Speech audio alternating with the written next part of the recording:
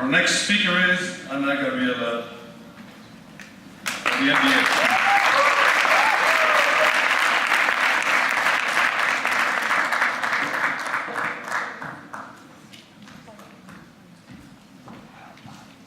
Good evening, Dr. Prime, professors, honorable guests, parents, family, friends, and my fellow graduates. It's an honor and a pleasure to share some thoughts. We arrived here last year not knowing what to expect. We are graduating today completely different people. I'm going to take the liberty to speak for all of us and say that perhaps one of the things we were interested the most in when we came here was the international experience of living and studying in Geneva. We had no idea what was awaiting us because guess what? We didn't get an international experience. We got a global one. We entered this program being citizens of Azerbaijan, Brazil, Iran, Kazakhstan, Mexico, Russia, Switzerland, to name just a few. And we are leaving here being global citizens. Thank you. Thank you, fellow students. Thank you, teachers. Thank you, staff. The future is now, and we are responsible for building it. As we move forwards, the compromise we acquire with a higher degree of knowledge is to leave a different world, a better one than the one we found before. A good way to make a difference is by finding a good balance.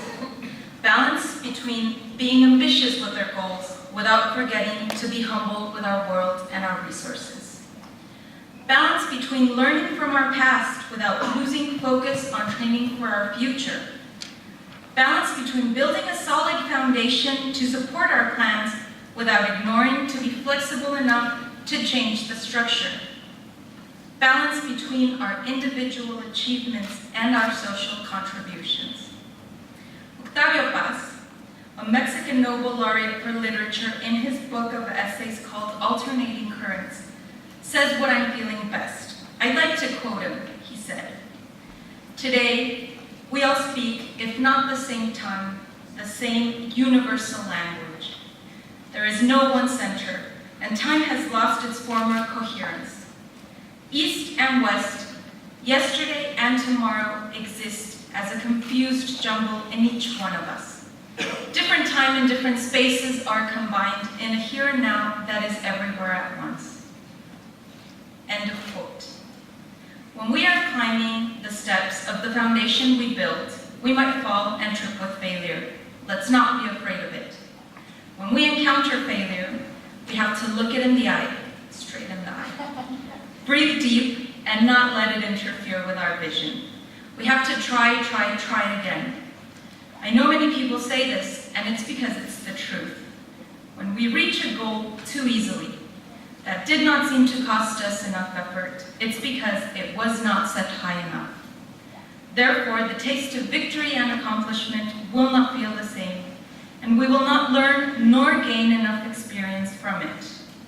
We have to find, keep, and take care of a relentless determination to succeed, and the energy to keep going and push our boundaries.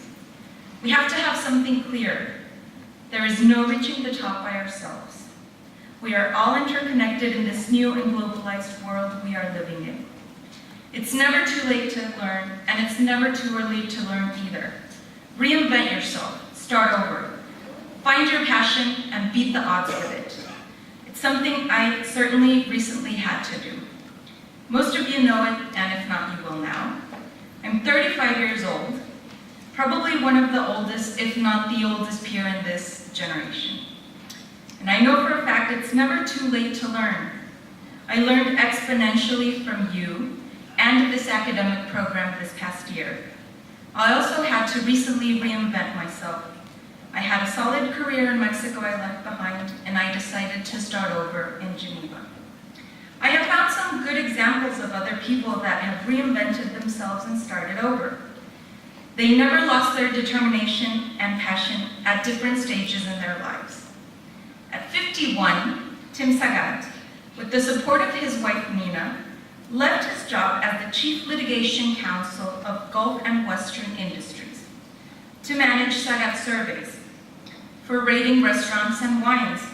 In 2011, Google bought Sagat for $151 million. Tim Sagat is now 71.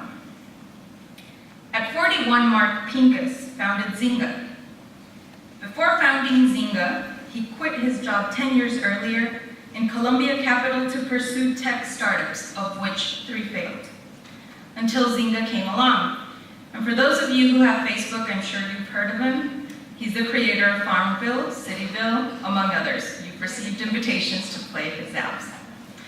At 32, J.K. Rowling had her first book published. I'm sure you've heard of her also, Harry Potter and the Philosopher's Stone. Before having her novel published, J.K. was teaching English as a foreign language in Portugal. At 23, Daniel Ek founded Spotify, which I'm a big fan of. It seems fairly young, but he did start designing web pages and .coms 9 years earlier. And at age 14, he decided he wasn't going to be a famous guitar player and that he would better invest his time in doing startups. Now, there's Spotify, which is worth $1 billion today.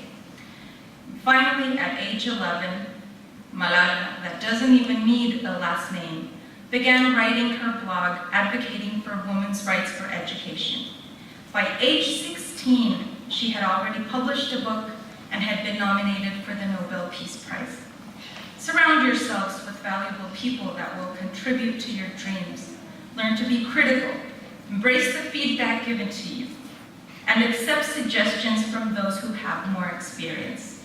I'm going to close my speech quoting one of my favorite childhood poets. His name is Shel Silverstein.